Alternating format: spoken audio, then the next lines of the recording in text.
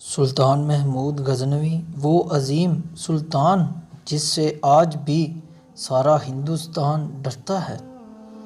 ایک رات سلطان محمود غزنوی کو کافی کوششوں کے بعد بھی جب نیند نہیں آئی تو اپنے غلاموں سے کہنے لگے، لگتا ہے کہ کسی مظلوم پر آج کوئی ظلم ہوا ہے، تم لوگ گلیوں میں پھیل جاؤ اور اگر کوئی فریادی نظر آئے تو اسے میرے پاس لے آؤ۔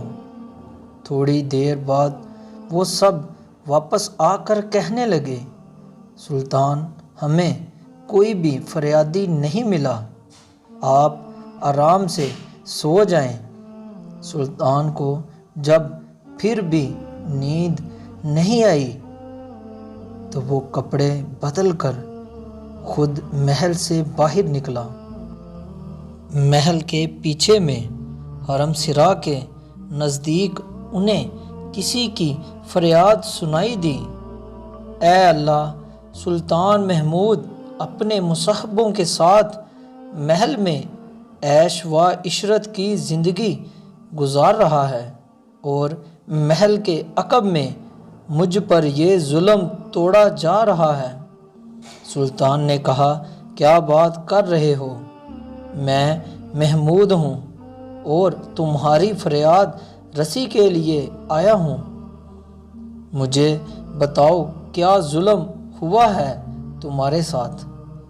فریادی بولا، آپ کے خواص میں سے ایک شخص جس کا نام میں نہیں جانتا ہر رات میرے گھر آتا ہے اور میری بیوی پر ظلم و تشدد کرتا ہے۔ غزنوی اس وقت وہ کہاں ہے؟ فریادی شاید اب چلا گیا ہو۔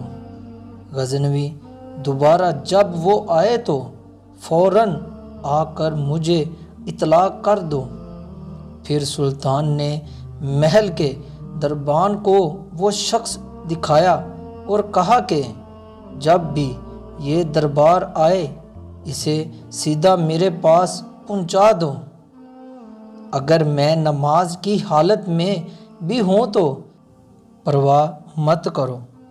اگلی رات وہ شخص سلطان کے پاس آیا اور بتایا کہ وہ شخص اس وقت اس کے گھر میں ہے۔ سلطان اسی وقت تلوار ہاتھ میں لیے اس شخص کے ساتھ چل پڑا۔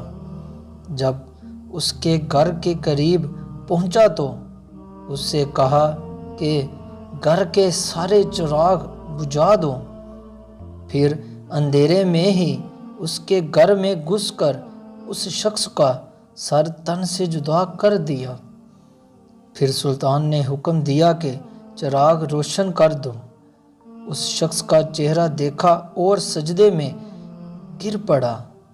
پھر گھر کے مالک سے کہا، اگر کچھ کھانے کو ہے تو لے آؤ، مجھے بہت سخت بھوک لگی ہے۔ فریادی، آپ جیسا سلطان مجھ غریب کے گھر کا کھانا کھائے گا؟ غزنوی، جو کچھ بھی ہے لے آؤ۔ وہ شخص ایک سوکھی روٹی اٹھا لایا جسے سلطان نے بڑی رغبت سے کھایا۔ وہ شخص سلطان سے پوچھنے لگا کہ چراغوں کو بجھانا، سجدے کرنے اور روٹی طلب کرنے کے پیچھے آخر کیا ماجرا ہے؟ سلطان نے فرمایا، میں نے جب تمہاری داستان سنی تو سوچا کہ میری سلطنت میں ایسا ظلم کرنے کی ہمت صرف میرے کسی بیٹے کو ہو سکتی ہے۔ اندھیرا کرنے کو اس لیے کہا تھا کہ شفقت میرے انصاف کے راستے میں حائل نہ ہو جائے۔ چراغ جلنے پر جب میں نے دیکھا کہ وہ میرا بیٹا نہیں ہے تو میں سجدہ شکر بجا لایا۔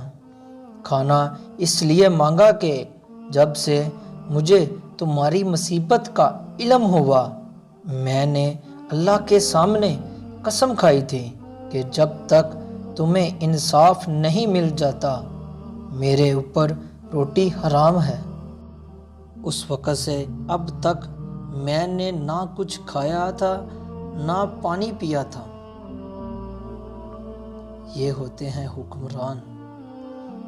جی تو دوستو، یہ تھی میری آج کی کہانی۔ اگر آپ کو میری کہانی اچھی لگی ہو تو ویڈیو کو لائک کریں، اور ابھی تک آپ نے میرے چینل کو سبسکرائب نہیں کیا تو پلیز چینل کو ضرور سبسکرائب کیجیے گا۔ دعاؤں میں یاد رکھیے گا۔ اللہ حافظ، اللہ نگہبان۔